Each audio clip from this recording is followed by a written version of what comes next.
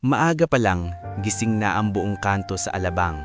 Hindi dahil may piyesta, kundi dahil nagsisimula na ang araw ng mga taong umaasa sa biyahe, sa kita at sa lakas ng katawan. Sa gilid ng kalsada, sa tapat ng maliit na talipapa, may lalaking naka-jacket na kupas ang kulay, nakasabit ang lumang sling bag sa balikat at nakatingin sa motor niyang parang kaibigan na kailangang alagaan para mabuhay. Si Darian Velez. Hindi siya iyong tipong maingay na rider na panay biruan sa tambayan. Siya yung tahimik na laging nauuna sa pila, mabilis mag-check ng gulong, at bago sumabak sa biyahe, nakayuko munang parang may dasal na inuusal. "Kuya Darian, parang di ka natutulog ah," kantiyaw ni Buyet Lazo. Mekanikong sakto lang ang taas, laging may basahang itim sa kamay at may niting kulang sa 2 ngipin sa harap. Tinapik ni Darian ang handlebar. "Ayos lang, mas nakakatakot pag natulog ako tapos wala na akong pambayad sa hulog." "Uy, huwag ka namang ganyan. O, tignan mo, bagong linis ko yan chain mo. Pero sabi ko pag may tunog ulit, bumalik ka agad. Huwag mong ipagpaliban." Tumanggo si Darian. "Salamat Buyet, isusunod ko yung bayad ko bukas, kahit kalahati muna." "Bahala ka na. Basta, huwag kang mawawala. Ikaw lang yung rider dito na marunong makimig. Yung iba, parang nagmamadali palagi." Hindi sumagot si Darian. Sa totoo lang, nagmamadali rin siya. Pero hindi sa kalsada. Nagmamadali siya sa buhay. Bandang 7:00, dumiretso siya sa loob ng palengke sa maliit na pwesto ng sopas at tinapay na tinatawag ng lahat na kay Aling Tess. Doon siya laging sumusulpot kahit wala pang order. Dahil bukod sa mura, may pakiramdam siyang doon siya hindi hinuhusgahan. "Darian!" sigaw ni Aling Tess. Mataba at malakas ang boses pero malambot ang mata. "Sakto ka, may pandesal pa. Kain ka muna." "Aling Tess, 2 piraso lang, tsaka kape na maliit," sagot ni Darian, pilit na niti, pilit ding ayos ang tono. "Hindi, 3. Tignan mo yung pisngi mo, parang hangin na lang laman." Hinila ni Aling Tess ang platito at inilapag sa harap niya. "O ayan, huwag ka nang tumanggi. Utang mo na lang sa akin ng extra." "Aling Tess!" Hala, magdadahilan pa. "Sige na, kumain ka. May order ka ba ngayon?" Sumimsim ni Darian ng kape. Mainit, mapait, pero masarap sa sikmura. "Meron, pero mamaya pa. Minsan nga gusto ko na lang mag-apply sa warehouse, Aling Tess, yung hindi ako babad sa kalsada." Napatingin si Aling Tess. "Bakit? May nangyari ba?" Umiling si Darian. "Wala, pagod lang. Saka minsan, parang kahit anong kayad ko, ganun pa rin." Tahimik si Aling Tess sandali, tapos bumuntong hininga. "Anak, ganito yan. Ang buhay hindi yan sprint. Marathon yan. Ang importante, hindi ka sumusuko. At higit sa lahat, huwag mong kakalimutan kung sino ka." Hindi na sumagot si Darian. Kung alam lang ni Aling Tess kung gaano kabigat yung kung sino ka para sa kanya. Pagkatapos kumain, sumakay na siya.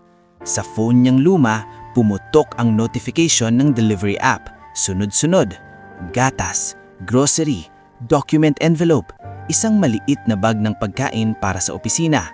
Madali lang, routine. Hanggang sa lumitaw ang isang order na iba ang bigat kahit sa screen pa lang. Priority booking, high value, pick up, boutique florist sa BGC, drop off, Villa Celestina, Subdivision, Mansion de la Cruz. Napatigilan si Darian, parang may kumurot sa dibdib niya. Hindi dahil high value, kundi dahil alam niya ang pangalan. Kahit hindi pa siya nakakarating doon, naririnig niya na ang mga usapan ng mga tao, mga donyang nagpapaligsahan ng yaman, mga mansyon na parang hotel, at mga gwardya na parang pader. Villa Celestina, bulong ni Darian. Tinawagan siya ng dispatcher na si Jules Halera sa app hotline. "Kuya Darian, ikaw na lang tumanggap niyan ha? Ikaw lang yung magandang rating ngayon." "Jules, malayo yan. Pero priority daw. Triple pay, tsaka mabilis lang. Bouquet lang yan. May maliit na envelope. Dapat maingat. Please, kuya." Napapikit ni Darian sandali. Triple pay. Ibig sabihin, may pambayad siya kay Buyet, may pambili siya ng bigas, may matitira pa para sa gamot ng kapitbahay niyang si Nanay Susing na minsan niyang tinutulungan. Sige, sagot niya. Ako na. Mula BGC hanggang sa bungad ng Villa Celestina, umusad ang oras. Uminit ang sikat ng araw. Dumami ang sasakyan. Humaba ang pila sa stoplight. Sa bawat paghinto, napapatingin si Darian sa sling bag niya. Doon nakalagay ang lumang susi at lumang sobre na ilang taon na niyang daladala na parang anting-anting. Hindi siya superstitious, pero may bagay siyang hindi kayang iwan. Yung susi, matanda na, mabigat at may maliit na metal tag na hindi niya pinapansin madalas. Sa totoo lang, hindi niya alam kung para saan. Pero iyon ang iniwan ng nanay niyang si Maribel bago ito namatay sa ospital, habang hawak ang kamay niya at halos wala ng boses. Darian, anak, itago mo. Mahina nitong sabi noon, nanginginig ang daliri. Huwag kang matakot. Darating ang oras. Ma, anong oras? Nanginginig din siyang sumagot noon. Ma, anong ibig mong sabihin? Pero hindi na nakapagsalita ang nanay niya.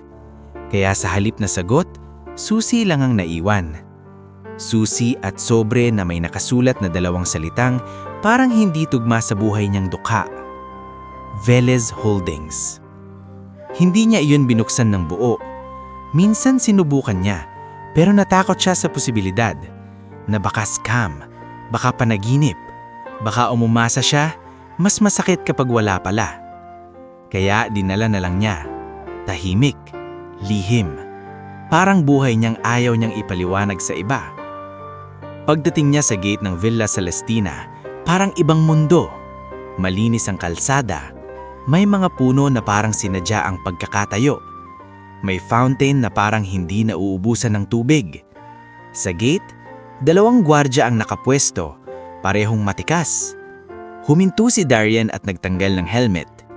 Lumapit ang headguard na mukhang veterano, matalim ang tingin at may pangalan sa badge, Captain Roldan Sayo. Delivery? Malamig na tanong ni Captain Roldan. Opo, sa Mansion de la Cruz, sagot ni Darian. Iniabot ang phone screen. Tinapik ni Captain Roldan ang screen pero parang hindi interesado. ID. Naglabas si Darian ng ID at lisensya. Kinuha ng guard at tinignan mula ulo hanggang paa. Parang naghahanap ng butas. Motor mo? Tanong ulit. Opo. Bag mo. Delivery po ito, bouquet. Tinatanong ko bag mo. Napahinto si Darian. Pero sinunod niya. Binuksan niya ng kaunti ang sling bag para ipakitang wala siyang dalang kakaiba. Ngulit mabilis niyang isinara nang makita niyang kumislap ang lumang susi sa loob. Napansin iyon ng mas batang guard na nakatayo sa gilid. Mas maamo ang muka. Hindi ganun katigas ang tindig. Naka-name tag, Migs Abad. Kuya, okay lang po yan. Standard lang po yan. Bulong ni Migs. Parang nahihiya sa sarili niyang trabaho. Tumingin si Captain Roldan kay Migs at biglang sumikip ang panga nito. Huwag kang magsalita. Ako ang head dito. Sumagot si Migs ng mahinahon. Opo, Captain. Bumalik si Captain Roldan kay Darian. Maghintay ka dyan. Hindi basta-basta pumapasok ang mga delivery dito. Opo, sagot ni Darian. Kahit gusto niyang sabihin, pumasok man o hindi, tao pa rin ako. Pinaupo siya sa may gilid, sa ilalim ng maliit na bubong na hindi man lang pumipigil sa init. Habang naghihintay, may dumada ang SUV na tinted ang bintana. May ilang bisita na nakadress at may mga kasambahay na nagmamadaling pabalik-balik, parang may inaasikaso sa loob. Sa di kalayuan, narinig niya ang mga bulong-bulong mula sa may service gate kung saan may mga staff na nagsisiksikan para magpahinga sandali. Uy, may delivery na naman, sabi ng isang dalagang kasambahay na si Nena, payat at laging may hawak na walis. Baka mamaya, pagagalitan na naman ni Donya, sabi ni Vanji, mas matanda, matalas ang kilay. Sumingit si Totoy, batang utusan na tarang laging gutom. Sana pagkain yan. Yung may cake. Nagkatinginan sila, tapos nagtawa. Pero may lungkot sa tawa. Yung tawang alam mong trabaho nilang sumalo ng init at galit ng may-ari. Lumipas ang ilang minuto. Walang lumalapit. Walang update. Si Darian na nakaupo, napipigilan ng kabalasahan habang iniisip ang bayad, ang oras, ang rating, ang buhay. Sa loob ng compound, may matandang lalaking dumaan sa walkway. Nakasuot ng simpleng polo pero halatang matagal nang nagtatrabaho doon. Mabagal ang lakad, may bigat ang tingin, parang may dalang problema sa dibdib. Nang mapatingin siya kay Darian, huminto sandali. "Delivery ka?" tanong ng matanda. "Opo," sagot ni Darian magalang. "Kaninong bahay?" De la Cruz po. Napapikit ang matanda. Parang napagod bigla. Bakit po? Hindi napigilan ni Darian. Umiling ang matanda. "Wala, mag-ingat ka na lang." At bago pa siya makapagpakilala, tumalikod na ito at nawala sa loob. Hindi alam ni Darian na ang matandang iyon ay si Mang Isko Lumbre, ang katiwala ng mansyon. At sa loob ng mga susunod na araw, magiging isa siya sa pinakamahalagang taong makakaalam ng katotohanan. Sa kabilang banda, sa loob ng mansyon na hindi pa niya nakikita, nag-uumpisa na ang mga lihim na usapan. May papeles sa mesa, may pirma na hinihintay, may mga plano na kumikilos kahit walang ingay. At si Darian, isang rider lang sa paningin ng marami, ay nakaupo pa rin sa gate. Hawak ang phone, hawak ang pasensya, at hawak ang susi na hindi niya alam na may kakayahang baliktarin ng mundo ng mga taong handang mangapak para manatiling nasa itaas. Sa paghihip ng hangin, kumalansing sa loob ng sling bag niya ang lumang susi. Parang paalala na may mga bagay sa buhay na hindi mo kailangang ipagsigawan para maging totoo. At darating ang oras na kahit gaano ka pakababatig na ng iba, may pinto kang mabubuksan. At may katotohanang hindi kayang pigilan ng kahit sinong gate. Kumalansing muli ang lumang susi sa loob ng sling bag ni Darian. Parang may sariling pulso.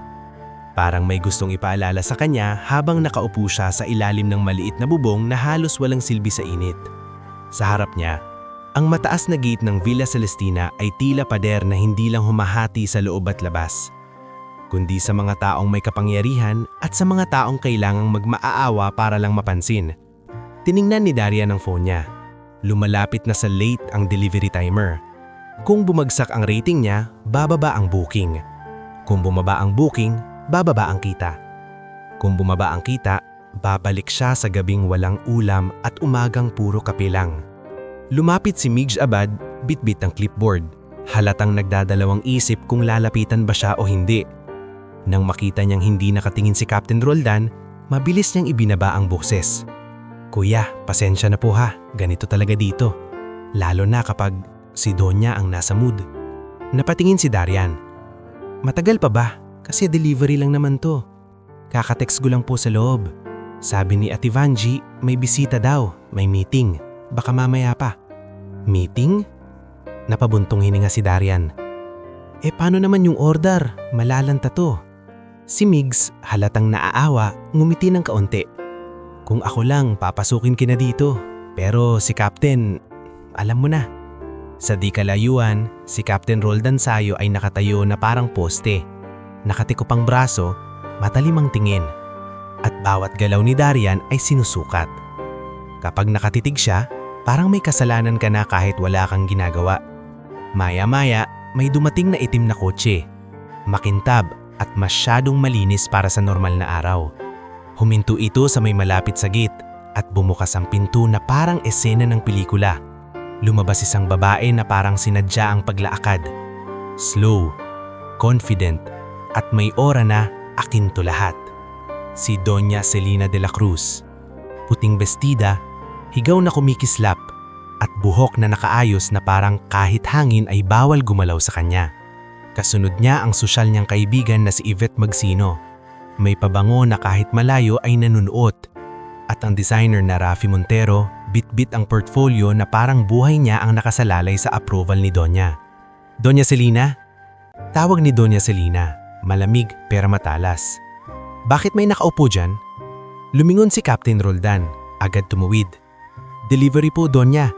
Naghihintay po ng clearance. Delivery? Napalingon si Doña Selina kay Darian na parang nakitang dumi sa sahig. Bakit hindi siya sa service entrance? Bakit nandito sa main gate? Priority booking po, Donya. Sabi ng dispatcher, main gate daw. Sagot ni Captain Roldan, pero halatang mas gusto niyang ipakita na kontrolado niya ang lahat. Si Darian tumayo. Mabilis na inayos ang helmet sa kamay at nagpakita ng magalang na postura. Magandang umaga po, ma'am. Delivery lang po ako. Bouquet at may envelope. Pakipasok lang po sana. Baka malamta. Hindi sumagot si Doña Selina agad. Tinipigan niya si Darian mula ulo hanggang paa.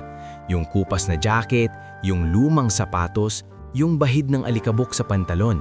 Sa mata niya, parang hindi tao ang tinitignan niya, kundi uri ng tao. Ang init-init tapos may ganito sa harap ng bahay ko.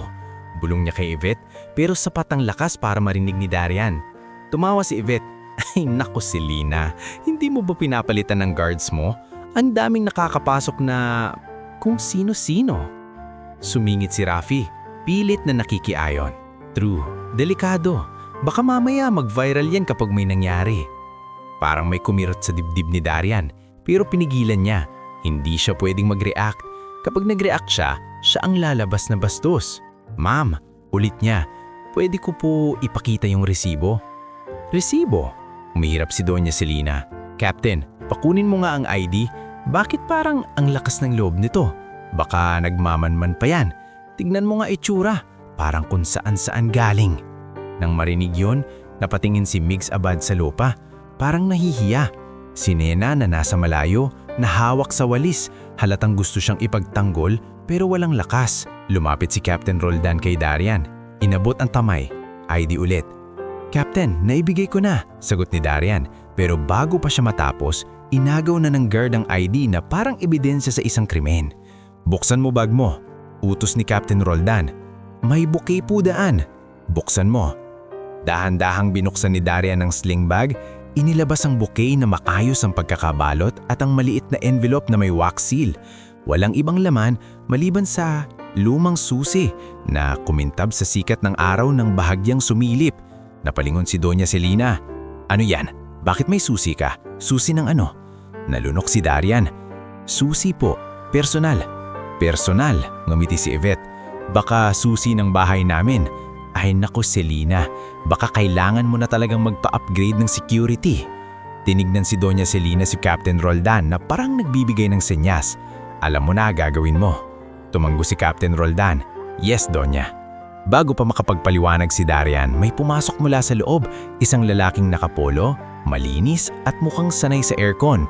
Ang lakad niya parang pag-aari niya ang lupa. Siya si Brix de la Cruz, pamangkin ni Doña Selina at kilalang future successor sa mga party kahit wala pang tunay na titulo. Ano na naman to? Tanong ni Brix, kunwaring concerned. May problema ba, tita? Itong delivery, sabi ni Doña Selina. Tinuro si Darian na parang bagay. May susi pa sa bag, baka may masamang balak. Lumapit si Brix kay Darian at sa unang tingin parang aakto siyang mabait. Boss, delivery ka lang? Ayan, ibigay mo sa akin yung parcel, ako na magpapasok. Umalis ka na, bawal kasi dito yung ganyang, maruming sapatos sa main gate. Parang sinuntok si Darian sa sikmura, hindi dahil sa maruming sapatos, kundi dahil sa tono. Yung tono ng taong sanay mang-apak ng nakangiti. Sir, kailangan ko po ng proof of delivery. Kailangan ko pong pumasok o may pipirma dito. Ako pipirma, mabilis na sabi ni Brix at inagaw ang envelope at bouquet kahit wala pang pahintulot. Ayan, tapos, umalis ka na. Huwag ka nang gumawa ng eksena. Ninanakaw niyo po ba yung delivery ko? Nabulanlas si Darian, hindi na napigilan. Biglang tumalim ang mukha ni Doña Selina. Ay, bastos! Narinig mo yon? Akala mo kung sino? Captain, paalisin mo yan. Ngayon na. Umakto si Captain Roldan, lumapit kay Darian at hinila ang braso niya. Sumunod ka, ayaw namin ng gulo dito. Captain, trabaho ko to, hindi ko pwedeng iwanan lang. Pero mas malakas ang kapit ng guard. May mga bisita pang dumating sa likod, isang matangkad na lalaki na mukhang doktor, si Dr. Silas Quinto, at isang lalaking nakakot kahit mainit, si Attorney Renzo Halcon. Narinig nila ang gulo at tumigil, parang anonood ng palabas. Delivery boy lang pala, sabi ni Dr. Silas sabay ngumiti. Ang laks ng loob. Sumingit si Attorney Renzo, may hangin sa boses. Kapag may susi at nasa gate, suspicious talaga yan. Dapat i-report. Bago pa makapagpaliwanag si Darian, naramdaman niya ang isang kamay na humila sa helmet niya.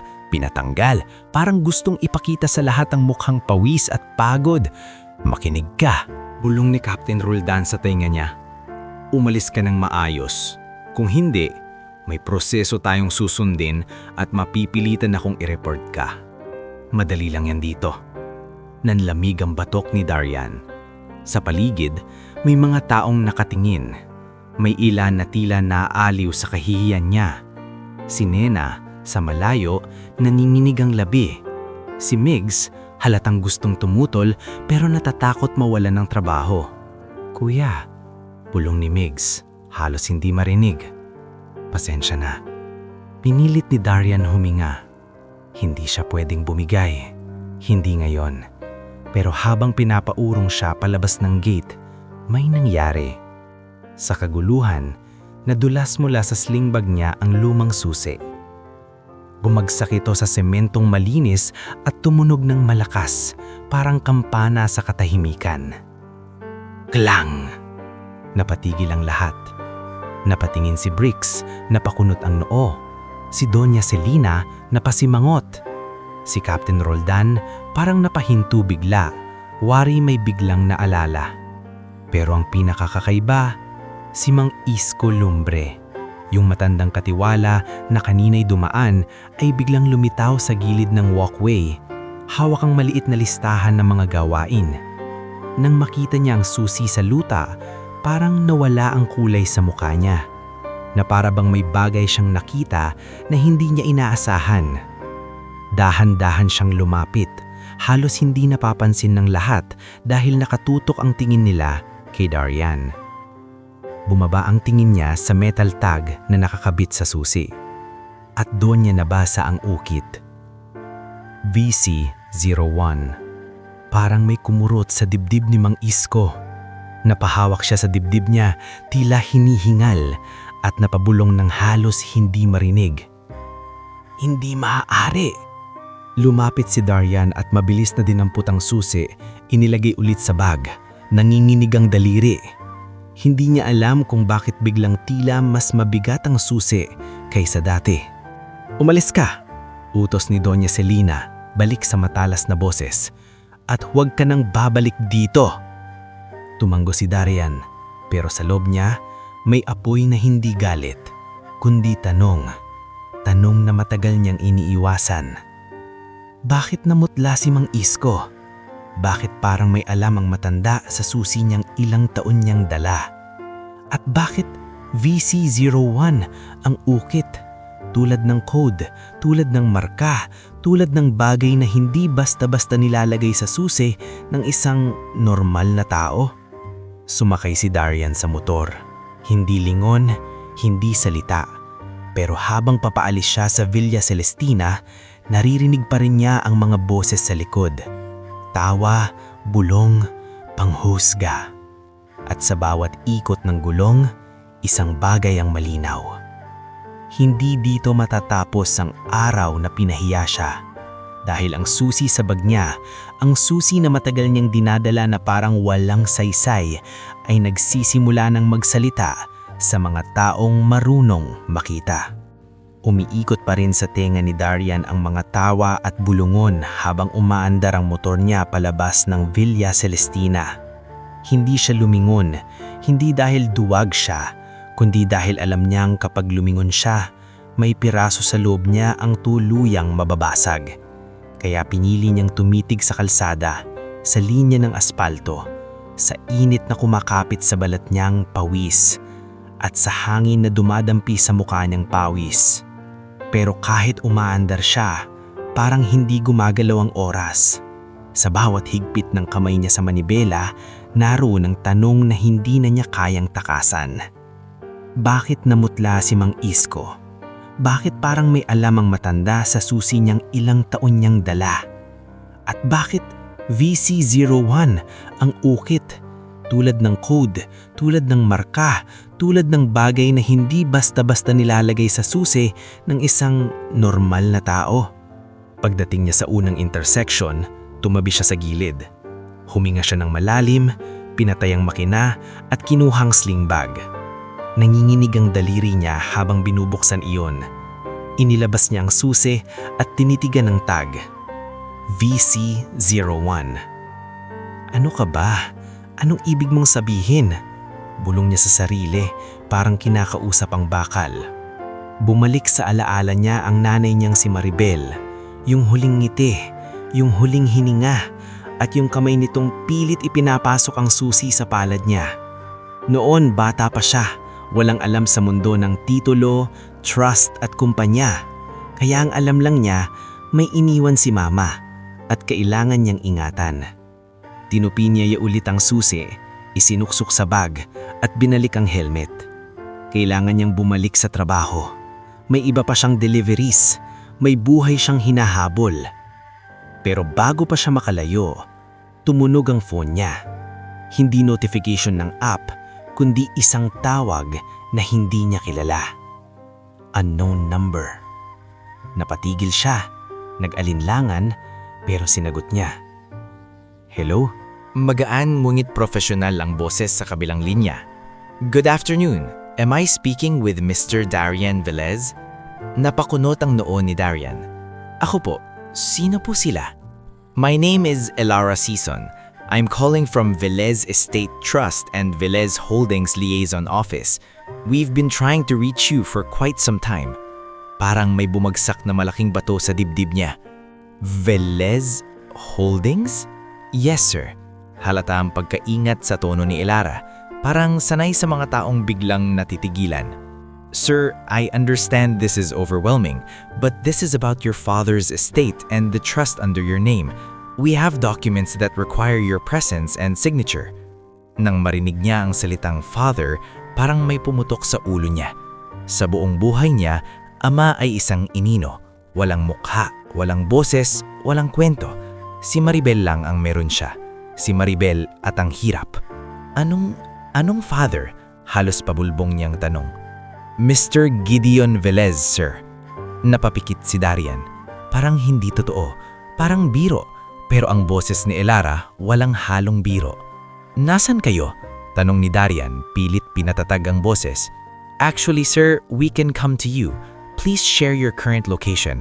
We also have a notary and counsel with us. This is time sensitive because there's an ongoing attempt to transfer assets related to Villa Celestina. Napamulagat si Darian. Villa Celestina? Yes, sir. Particularly a property known as Mansion de la Cruz. Nanlamig ang palad ni Darian, parang biglang nagdugtong-dugtong ang mga piraso ng araw niya. Ang pagpapahiya, ang susi, ang VC01 at ngayon, tawag na naglalagay sa kanya sa gitna ng isang bagay na hindi niya pinili. Okay, sagot niya kahit nanginginig ang boses. Nasa may kanto ako sa bandang Alabang, malapit sa palengke. We'll be there in 30 minutes. Mabilis na sagot ni Ela. Please, stay where you are. Hindi na siya nakasagot. Naputol ang tawag at naiwan siyang nakaupo sa gilid ng kalsada, pawis at alikabok, pero parang may humawak sa leeg niya at biglang binago ang hangin sa paligid niya. Sa palengke, bumalik siya kay Aling Tess.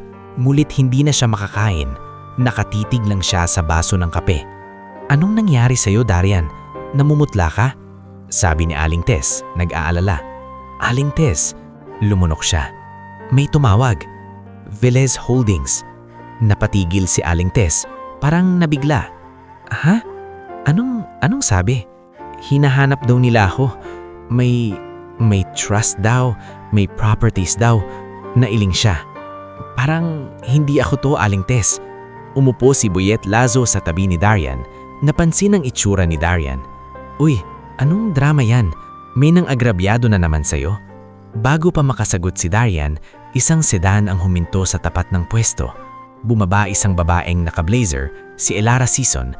Kasunod ang isang matikas na babaeng dalang folder, si Attorney Maureen Delisay, at isang lalaking naka-formal parang notaryo. Sa likod, may isa pang assistant na si Jiro Malvar, bitbit ang maliit na portable scanner at isang envelope na makapal. Lumapit si Elara kay Darian. Mr. Velez? Tumayo si Darian, parang nahihiya sa itsura niya. Opo. Thank you for staying. Inabot ni Elara ang folder. I'm sorry we had to reach you like this, but it's urgent. Sumingit si Attorney Marine, diretso ang boses. Mr. Velez, kailangan naming ipaliwanag ito ng malinaw. Ikaw ang nakapangalan sa Velez Estate Trust bilang primary beneficiary. You have rights and you have obligations. Hindi ko maintindihan. Paano ako naging beneficiary? Wala naman akong alam. Wala akong tatay. Umupo si Elara sa harap niya, maingat ang tingin. Sir, your mother, Maribel Velez, protected you from this world. She refused to let you be found until you're legally of age and stable. She kept the key and the tag. She wanted you safe. Napahawak si Darian sa sling bag niya, parang biglang naging mabigat. Yung susi? Tumanggo si Elara. We believe you have the master key tag, VC01. Napapikit si Darian. Paano nyo alam? Because it's registered, sagot ni Ate Maureen. And because someone inside Villa Celestina flagged unusual activity this morning, a caretaker, Mang Isko Lumbre, sent an alert through our old channel. He saw the key. Parang anoryente si Darian. Mang Isko, siya yung matandang nakita ko kanina. Exactly, sabi ni Ate Maureen.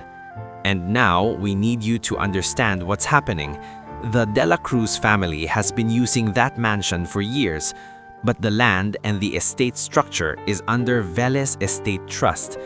Your father, Gideon Velez, funded the property as an investment and safe property, but there were temporary stewardship agreements. Teka, singit ni Boyet, hindi makapaniwala.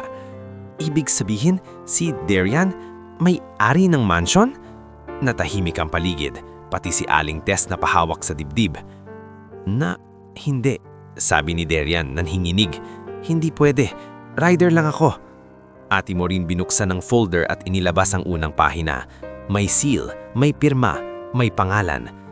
Mr. Darian Velez, this is the trust certificate. This is a copy of the original deed reference. And this is the activation notice, meaning your presence is needed because there is an attempt tonight to execute documents that could compromise your rights. Tonight? Ulit ni Darian. Tumanggo si Elara. We have information that Brix de la Cruz is pushing Doña Celina to sign papers. If that happens, it will be harder to reverse even if it's fraudulent. Parang bumalik sa isip ni Darian ang itsura ni Brix, yung ngiting nakangiti pero nananaksak. Anong kailangan kong gawin? Tanong ni Darian halos pabulong. Ate Maureen tumayo, matatag. Kailangang mong harapin, hindi sa paraan ng paghihiginta, kundi sa paraan ng batas. We'll go there now, we'll have a notary, we'll have a liaison, and we'll serve notice that you are the rightful owner under the trust structure. Napatingin si Darian sa kamay niya. May kalyo, may bahid ng grasa, hindi kamay ng may-ari. Pero habang nakatingin siya, biglang naalala niya ang sinabi ni Aling Tess kanina. Huwag mong kakalimutan kung sino ka. At baka, ang sino siya ay hindi lang rider, hindi lang anak ng mahirap, hindi lang taong laging naghahabol ng bayad. Bumuntong hininga siya. Kung pupunta tayo, papahiya ulit nila ako. Sir, mahinahon na sabi ni Elara, we will not allow that. And more importantly, you have the right to be there. Si Aling Tess lumapit, hinawakan ng balikat niya. Darian, anak, kung totoo man yan, huwag kang matakot, pero huwag ka ring maging masama. Kaya mo yan. Si Boyet tumayo rin. Sasamahan kita hanggang kaya ko, kahit hanggang labas lang, para alam nilang hindi ka nag-iisa. Napatitig si Darian sa kanila, mga taong hindi niya kadugo pero naging pamilya niya sa hirap. Biglang kumirot ang lalamunan niya. Kung totoo ang lahat ng ito, hindi niya pwedeng iwan ang mundong kinalakihan niya na parang walang lang. Dapat dalhin niya sila sa pag-angat, hindi sila iiwan sa ibaba. Sige, sabi ni Darian, malinaw na sa wakas ang boses. Pupunta tayo. Makalipas ang isang oras, bumalik sila sa Villa Celestina. Hindi na si Darian na nakaupo sa init, kundi si Darian na kasama ang legal team, may hawak na dokumento at may susi sa bag na ngayon ay hindi na simpleng alaala, kundi patunay. Sa gate, nanlaki ang mata ni Captain Roldan nang makita si Darian na bumaba sa sedan, kasunod sina Elara at Ate Maureen. Ano to? Singhal ni Captain Roldan, pilit pinatatatag ang tindig. Lumapit si Ate Maureen at inabot ang papel. We are here to serve notice. Mr. Darian Velez is the primary beneficiary of Velez Estate Trust. This property is under the trust structure. You will allow us entry. Mula sa loob, lumitaw si Bricks, halatang nagulat pero mabilis na nagkunwaring kalmado. Oh, look who's back, sabi niya nakangiti. Nagsama pa ng abogado. Galing! Tumitig si Darian kay Bricks, hindi galit ang mata, kundi isang tahimik na lakas. Hindi ako bumalik para makipag-away, bumalik ako para malaman ang totoo. Sa likod ni Bricks, lumitaw si Doña Celina, halatang iritable. Ano na naman to? Hindi pa ba tapos? Pinapaalis ko na yan kanina. Attorney Maureen humarap kay Doña Celina. Ma'am, with respect, you cannot just paalis someone who has legal rights here. We have documentation that the mansion stands on land under Velez Estate Trust. Parang nabasag ang hangin sa gate. Tumahimik ang mga tao sa paligid. Mga staff, guards at ilang bisita na nakasilip mula sa loob. At si Darian, sa gitna ng katahimikan, naramdaman ng bigat ng araw na ito. Isang araw na nagsimula sa pagpapahiya at ngayon ay unti-unting nagiging revelasyon. Pero hindi pa tapos.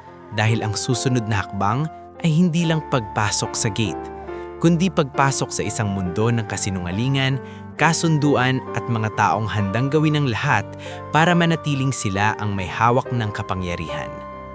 Parang nabasag ang hangin sa may gate ng Villa Celestina. Sa isang iglap, ang lugar na dati parang palasyo sa paningin ni Darian ay naging entabladong puno ng titig. Mga matang may pagtataka, galit at takot. Nakatingin sa kanya si Doña Celina na parang may sumabog na kahiyaan sa dibdib. Nakamiti si Bricks pero halatang pilit. Si Captain Roldan ay tila naghahanap ng masasandalan sa hangin at ang ilang staff na nakasilip sina Nena, Vanji, Totoy ay napapaatras. Hindi sigurado kung dapat ba silang matuwa o matakot. Si Darian hawak ang sling bag na may susi. Hindi alam kung paano tatayo sa mundong biglang nagbukas sa harap niya. Pero naroon si Attorney Maureen, matatag ang boses, at si Elara mahinaw ang tindig. Parang sinasabi nila, hindi ka nag-iisa. Hindi ko kailangang pumasok sa bahay niyo para ipahiya kayo, sabi ni Darian kalmado pero malinaw, nakatingin kay Doña Celina. Gusto ko lang malaman ang katotohanan at kung may proseso, sundan natin. Tumawa si Bricks, sabay palakpak na parang may palabas. Wow!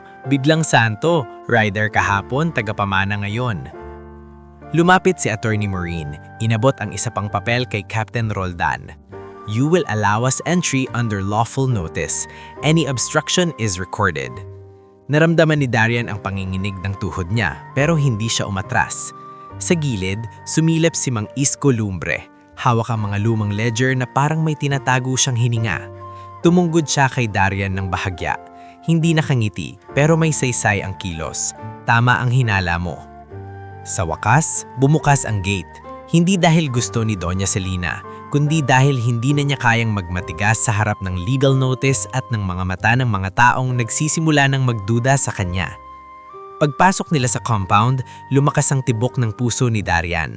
Ang driveway ay malapad, ang damo ay sobrang ayos, ang fountain ay tuloy-tuloy ang agos. Ngunit sa kabila ng ganda, may bigat sa hangin. Bigat ng mga taong human nang hindi kanila at bigat ng mga taong sanay mag-utos. Sa loob ng mansion, sumalubong ang malamig na aircon pero hindi nito kayang palamigin ang tensyon. Ma'am, naingatang sabi ni Elara kay Doña Celina, we're not here to humiliate you. We're here to start a transition process. Mr. Velez is willing to be humane. Humane? Halos mapasigaw si Doña Celina. After niyo akong kahihiyain sa sarili kong bahay, this is mine. Attorney Maureen tumingin sa kanya, walang emosyon. That's precisely what we're establishing, whether it's yours legally. Darian huminga ng malalim. Hindi ko kayo papaliyasin na yon na parang basura, pero ayoko na ring magpatuloy ang pang-aabuso. Gusto kong malinaw, may audit, may due process. Nang marinig ng mga staff ang salitang hindi papalayasin ngayon, may napasinghap na tila gumaan ng dibdib. Si Vanji na matagal nang takot sa biglaang tanggalan, napahawak sa apron niya. Si Totoy kahit bata nakatingin sa Darian na parang may pag-asa. Sa isang malaking mesa sa salas, inilapag ni Jiro Malvar ang scanner at laptop. Inihanda ni Elara ang folder. Si Attorney Marine ay naglista ng mga papeles na kailangang tignan. At sa gilid, si Mang Isko ay tumayo, parang handang sumaksi. Mr. Velez, sabi ni Attorney Marine, I recommend we implement a 30-day transition. We can maintain operations but freeze any asset movements. Tumunggod si Darian. 30 days. Tumingin siya kay Doña Celina. Sa loob ng 30 araw, hindi ko gagalawin ang trabaho ng mga tao dito. Pero kayo, wag na kayong pipirma ng kahit ano na may kinalaman sa ownership. Lahat dadaan sa legal. Napatayo si Bricks. Tita, huwag kang pumayag. This is extortion. Tumama ang tingin ni Attorney Maureen kay Bricks. Careful with your words. There's evidence of attempted fraudulent transfer.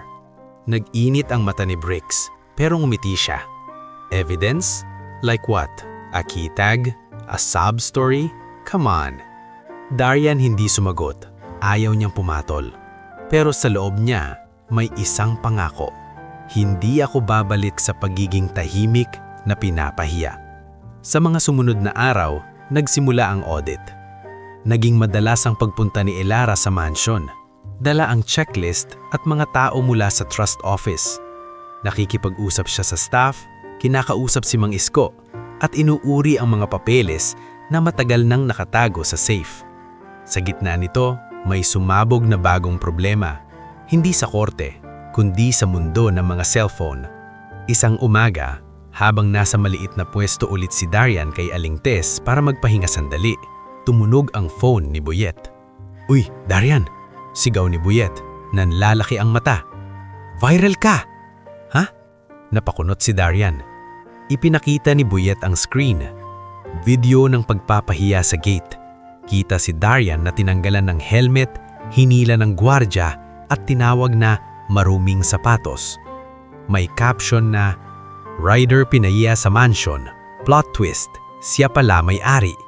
At sa baba, nakatag ang pangalan ng vlogger, Kayla Ventosa. Napatitig si Darian.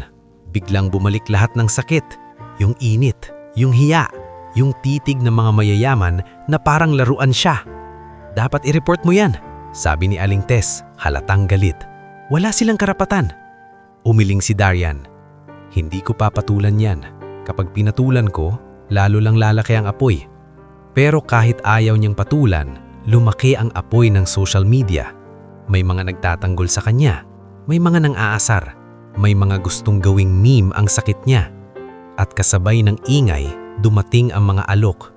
Isang araw, may tumawag, isang PR manager na si Tina Revilla. Gusto raw siyang kunin sa commercial. Mr. Velez, inspirational story po. We can make you a face of resilience. Masigla ang sabi. Hindi agad sumagot si Darian. Ayoko pong gawing palabas ang nangyari. Sir, opportunity po ito. Hindi po. Putol ni Darian. Mahinahon pero matigas. Gusto kong tahimik ang proseso. Gusto kong maayos. Pagkababa niya ng tawag, dumating si Elara sa pwesto ni Aling Tess. Halatang pagod pero may urgency sa mata. Sir, we have intel, sabi ni Elara. Doña Celina is reaching out to someone, Counselor Vito Barameda, and there's a fixer involved, Lauro Mirafuentes. Napatayo si Darian. Anong ibig sabihin? Meaning, they're trying to discredit you and the documents. They might file a case or bribe someone to create a narrative that you're a scammer. Si Buyet na pamura. Ay grabe, hindi pa sila tumitigil. Elara, tumanggo. That's why we need to be proactive. We'll strengthen the legal footing. And, sir, this is where your demeanor matters. Any impulsive action, they will use against you. Huminga si Darian ng malalim. Hindi ako gagawa ng kalokohan, pero hindi rin ako papayag na apakan ulit. Sa gabi ring iyon, dumalaw si Father Santi Rigor sa palengke dahil kilala siya ni Aling Tess. Pari siyang madalas magdala ng relief para sa mga rider at street workers. Simple lang ang suot, may bahid ng alikabok ang sapatos, at may matang parang nakakaintindi kahit hindi ka magsalita. Darian, sabi ni Father Santi, napatos ipinakilala ni Aling Tess. Napanood ko yung video. Napatungo si Darian. Pasensya na po, Father. Ayoko sana. Walang dapat ipagpapaumanhin, sabi ng pari, mahinahon. Ang tanong, ano ang gagawin mo sa kapangyarihan na dumating sa'yo? Napatitig si Darian. Hindi ko alam, hindi ko nga hiniling to. Pero dumating, sagot ng pare. At ang kapangyarihan, anak, parang apoy, pwedeng magpainit ng tahanan o pwedeng mansunog ng buong baryo. Ikaw ang magdidesisyon. Tahimik si Darian. Tapos parang may malinaw na ideya na sumibol. Father, sabi ni Darian, maraming rider na tulad ko, maraming nakukulong sa utang, maraming nalulunod sa araw-araw na biyahe. Tumanggo si Father Santi. Oo, gusto ko, kung may pagkakataon ako, gumawa ng programa, hindi para magpabida, para may umaangat. Ngumiti ang pare, maliit lang. Yan ang tamang direksyon. Doon nagsimula ang binhi ng planong hindi na umiikot sa mansyon, kundi sa mas malaking bagay.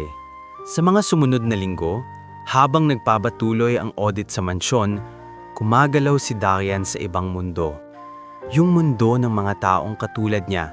Nakipagkita siya sa ilang rider leaders tulad ni Kiko Santillan at Pao Dizon na parehong pagod na sa sistema.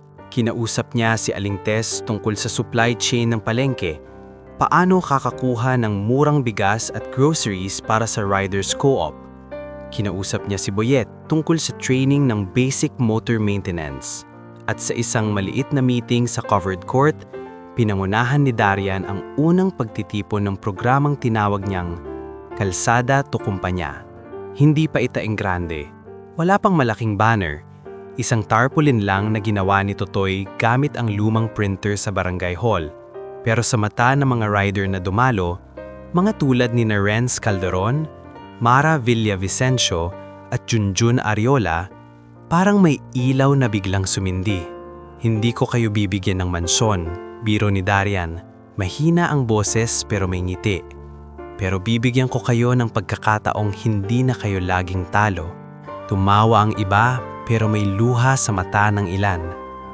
At habang unti-unting tumitibay ang programang ito, sa loob ng mansyon, mas lalo namang kumakapit sa impluensya sina Doña Celina at Bricks, gumagawa ng paraan para baliktarin ng kwento. Sa isang gabi, sa pribadong kwarto ni Doña Celina, narinig ang boses ni Counselor Vito sa phone. Ma'am Celina, kaya natin to. Kailangan lang natin ang tamang narrative, sabi nito. At sa tabi ng bintana, nakangisi si Bricks habang pinipisil ang baso ng whiskey. Hayaan mo tita, bulong niya. Ipapakita natin sa kanila kung sino ang De La Cruz. Hindi alam ni Darian ang eksaktong plano nila, pero nararamdaman niya ang paparating na unos. At sa gitna ng lahat, isang bagay ang malinaw na ngayon sa kanya. Hindi na siya babalik sa araw na pinahiya siya sa gate. Dahil ang kwento niya at ang kwento ng mga taong gusto niyang iahon ay nagsisimula pa lang umakyat. Hindi na bumabalik si Darian sa araw na pinahiya siya sa gate. Pero ang araw na yon paulit-ulit pa ring ibinabalik ng mundo sa kanya. Sa bawat scroll ng balita, sa bawat share ng video, sa bawat komentong puti niya, at sa bawat mensaheng salamat sa pag-asa, parang may dalawang kamay na sabay humihila sa kanya. Isang kamay ng galit at isang kamay ng responsibilidad. Ngunit mas malinaw na ngayon ang pinili niya. Pag-angat, hindi paghihinta. Kaya nang dumating ang sulat ng korte, hindi siya nagulat. Isang hapon, habang nasa maliit na opisina na pansamantalang itinayo ni Elara sa isang inuupahang unit malapit sa Villa Celestina, inilapag ni Giro Malvar ang envelope sa mesa. Sir, dumating na. Binuksan ni Attorney Maureen Dalisay at mabilis na binasa. As expected, they're filing an action to contest the trust activation and claim that you are being used as a front alleging fraud and coercion.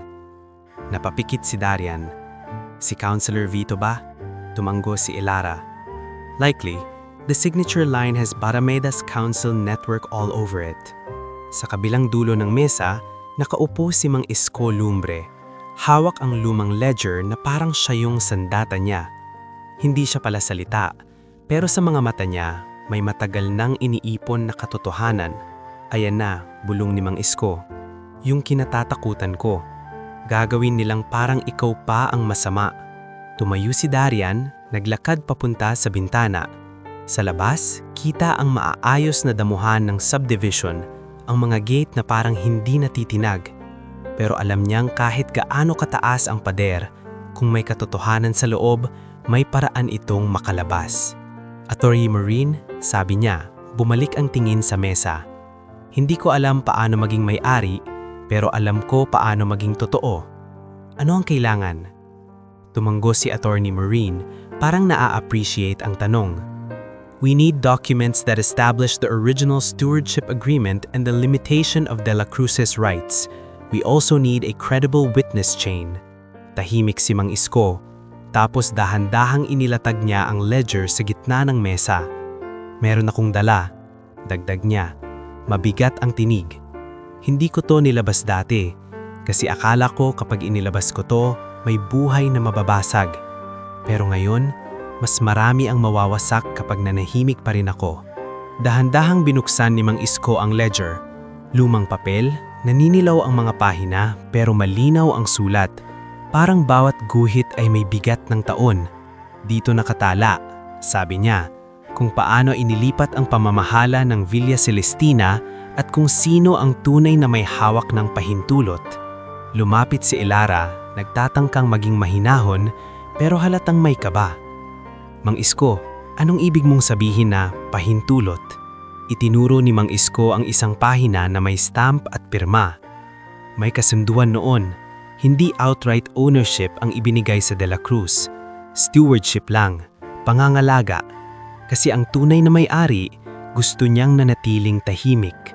Napatingin si Darian kay Attorney Marine, parang naghahanap ng konfirmasyon. Si Attorney Marine, ang halip na magsalita agad, dahan-dahang kinuha ang reading glasses niya at masinsing na sinuri ang pahina. This is significant, bulong niya. If authenticated, this can establish intent and limitation. And the codes. VC01, biglang sambit ni Mang Isko, parang nabunot ang salitang matagal niyang kinikimkim. Yan ang unang code. Villa Celestina, Unit 01. Pero hindi yan para sa gate. Hindi yan para sa storage. Hindi yan pangkaraniwan. Napalunok si Darian. Parang bumalik ang tunog ng clang sa gate. Parang muling bumagsak ang susi sa sementong malinis. Para saan yan? Tanong ni Darian, paos. Sinandal si Mang Isko. Tila pinag-iipunan ng lakas ang susunod niyang sasabihin. Para sa silid na hindi na alam ng karamihan. Silid na itinago sa loob ng mansyon, hindi para sa kayamanan lang, kundi para sa katotohanan. Nanikip ang dibdib ni Darian. May secret room? Tumanggo si Mang Isko. At kung buhay pa ang may alam sa lokasyon nun, malamang hindi nila hahayaang makarating karoon. Sa sulok, nagsalita si Jiro, maingat pero diretso. So they're not just contesting the trust, they're protecting something. At igagamit nila ang pangalan mo, dagdag ni Elara, kumikintabang mata, para palabasing ikaw ang manluloko, para masira ang programa mo, para matakot ang mga riders. Sumikip ang panga ni Darian. Hindi na ito simpleng usapan ng mana, hindi na ito tungkol sa mansyon lang. Ito ang laban para sa kwento, kung sino ang may karapatang magsalita at sino ang pipiliting manahimik. Dahan-dahang ipinikit ni Darian ang kamay niya, parang humahawak sa hangin, parang hinahanap ang bigat ng susi kahit wala sa palad. Kung gusto nilang sirain ako, sabi niya, mababa pero matatag. Kailangan nilang lampasan ang mga taong natututo ng tumayo. Tumingin siya sa kanila, kay Elara, kay Attorney Marine, kay Jiro at kay Mang Isko. At sa unang pagkakataon mula nung pinahiya siya sa gate, hindi natakot ang nangingibabaw sa dibdib niya, kundi paninindigan. Attorney Marine, sabi niya, simulan na natin. Dokumento, witness chain, lahat. At Mang Isko, hingan siya ng malalim, saka nagtanong ng tahimik pero mabigat. Kung alam mo kung nasaan ang silid na yon, handa ka bang dalhin ako roon? Sabi ni Mang Isko, paos ang boses, parang may kasamang hiya at takot. Kasi alam ni Doña Celina, kapag nalaman niyang may ganito ako, tapos na ang trabaho ko, baka pati buhay ko. Dumapit si Darian. Mang Isko, hindi ko kayo pipilitin. Hindi. Mabilis na sagot ni Mang Isko. Ako na mismo ang may gusto. Kasi nakita ko yung susi mo. PC01. Ibig sabihin, ikaw na talaga. At kung ikaw ang totoong may-ari, may pagkakataon na itong bahay na to, hindi na maging bahay ng pang-aapi. Binuklat niya ang ledger. Lumang papel, may bahid ng alikabok, pero malinaw ang sulat. Ito yung record ng maintenance at financial entries nung unang taon na itinayo yung mansyon. At may page dito. Huminga siya. Na may pirma. Tumayo si Elara at yumuko para mas makita. This looks like Gideon Velez's signature. Tumanggo si Mang Isko. At hindi lang siya. Sumingit si Attorney Maureen. Kumunot ang noo. May witness? Dahan-dahang tinuro ni Mang Isko ang isang linya. Mila de la Cruz. Napatigil si Darian. Mila? Elara? Sabi ni Attorney Maureen. Mabilis. Is Mila de la Cruz still alive? Tumanggo si Elara. We traced her last known address. She's in a small town in Laguna. She cut ties with Doña Celina years ago. Darian huminga ng malalim. Kailangan natin siyang kausapin. Kinabukasan, bumiyahe sila. Si Darian, Elara at Jiro, kasama si Attorney Maureen. Sa Laguna, sa isang maliit na bahay na may mga halaman sa harap, sinalubong sila ng isang matandang babae na maputla ang buhok pero matalim ang mata. Si Mila de la Cruz. Pagbukas pa lang ng pinto, napatingin si Mila kay Darian na parang may nakikita siyang alaala. Velez ka, sabi niya agad, walang tanong. Napakunot ang noo ni Darian. Opo, Darian Velez. Pinaupo sila ni Mila sa sala na simple lang, walang mamahaling gamit, pero may katahimikan na parang pinili niya iyon para makalayo sa gulo. Matagal ko nang alam na darating ang araw na to, kaya hindi ko itinapon ang mga kopya ko. Kasi alam ko, darating ang panahon na may batang maghahanap ng totoo. Nagsalita si Attorney Maureen. Ma'am Mila, we have a ledger with your signature as witness to a stewardship agreement. We need your testimony. Tumawa ng mapait si Mila. Testimony? Ilang taon ko nang gustong magsalita. Pero ang kapatid ko, si Celina, marunong magpatahimik ng tao. Napatigil si Darian. Bakit po kayo himiwalay? Tumingin si Mila sa bintana, parang bumabalik sa nakaraan. Kasi nung araw na pinapirmahan kami sa kasunduan, sinabi ni mismong Gideon, hindi para sa amin ang lupa. Pansamantalang paggamit lang, stewardship. Pero si Celina, gusto niya palaging kanya. Gusto niya palaging siya ang reyna. Si Gideon, bulong ni Darian. Parang unang beses niyang narinig ang pangalan ng may tunay na hugis. Oo, sabi ni Mila. Tahimik yun, pero matalino. At mahal na mahal niya ang nanay mo, Maribel. Alam mo ba, gustong-gusto niyang ipasok kayo sa ligtas na buhay. Pero maraming tao ang may mata sa yaman, kaya pinili nilang itago ka. Nang marinig ni Darian ang pangalan ng nanay niya, kumirot ang dibdib niya. Bakit hindi niya ako hinanap? Saglit na katahimikan. Tapos mahinang sabi ni Mila, hindi lahat ng desisyon ay malinis. May mga bagay na ginawa si Gideon para protektahan ka. Pero may kapalit. At ang kapalit, ang mga taong tulad ng kapatid ko na sinamantala ang katahimikan. Uminit ang mata ni Darian pero pinigilan niya ang luha. Hindi siya pwedeng magpahina ngayon. Pagbalik nila sa Maynila, mas tumibay ang kaso. Nasa kamay nila ang ledger, ang witness at ang chain na magpapabagsak sa narrative ni na Doña Celina at Bricks. Dumating ang araw ng hearing. Sa courtroom, puno ang upuan. Hindi lang mga abogado at staff, may mga rider na dumalo sa suporta. Sina Kiko Santillan, Pau Dizon, Mara Villavicencia, Junjun Ariola, Renz Calderon. Nandun din si Aling Tess, nakapalda, hawak ang rosaryo. Si Buyet kahit may trabaho sa shop, nagpaalam at dumating. At sa kabilang panig, nakaupo si Doña Celina. Mukhang reyna pa rin, pero halatang may takot sa gilid ng mata. Katabi niya si Brix, nakasuit, nangingiti, pero naninigas ang pahang. Sa likod, nakaupo si Councilor Vito Barameda, walang simlat, nakatutok sa judge. Nagsimula ang pagdinig. Pinresenta ni Attorney Maureen ang documents, ang trust certificate at ang ledger. Tinawag si Mila de la Cruz bilang witness. Totoo ba? Tanong ng judge, na stewardship agreement lamang ang ibinigay sa De La Cruz family? Tumango si Mila, malinaw ang boses. Opo, temporary stewardship, hindi ownership. At pinirmahan ko iyon bilang saksi dahil narinig ko mismo kay Gideon Velez ang kondisyon. Sinubukan ng kabilang counsel na sirain siya. Ma'am Mila, baka naman galit ka lang sa kapatid mo. Ngumiti si Mila, pero hindi masaya. Kung galit ang basihan, matagal na akong nagsalita. Ang basihan ko, konsensya. Sumunod si Mang Isko. Inilatag niya ang timeline ng anomalya, ang mga papeles na biglang lumitaw, ang mga utos ni Brix na pabilisin ang pirmahan. Sa gitna ng lahat, biglang tinawag si Migs Abad, ang batang guard. Nanginginig si Migs habang nakatayo. Kita ni Darian ang takot. Pero lumapit si Darian sa kanya bago siya maupo sa witness stand at bumulong, "Kung ano ang totoo, yun lang, hindi kita sisisihin." Lumunok si Migs at humarap sa judge. Opo, may utos po si Sir Brix na takutin at pahiyain si Kuya Darian sa gate para hindi na bumalik. May umingay sa courtroom, si Doña Celina na pahawak sa bag niya. Si Brix nang laki ang mata, mabilis na tumayo. "Sinungaling!" sigaw ni Brix.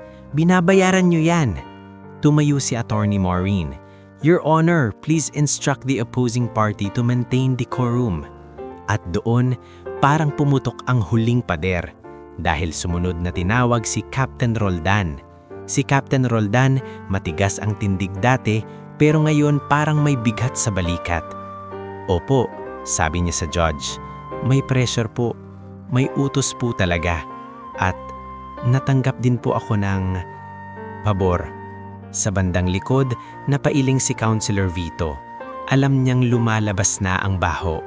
Sa pagtatapos ng hearing, malinaw ang direksyon ng judge.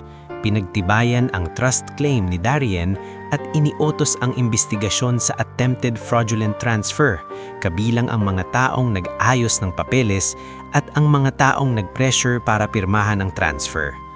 Lumabas si Darian sa courtroom na parang hindi niya alam kung dapat ba siyang sumidaw o umiyak. Sa labas, sinalubong siya ng mga rider na pumalakpak pero pinigilan niya ang sarili. Hindi ito tagumpay na pang-show.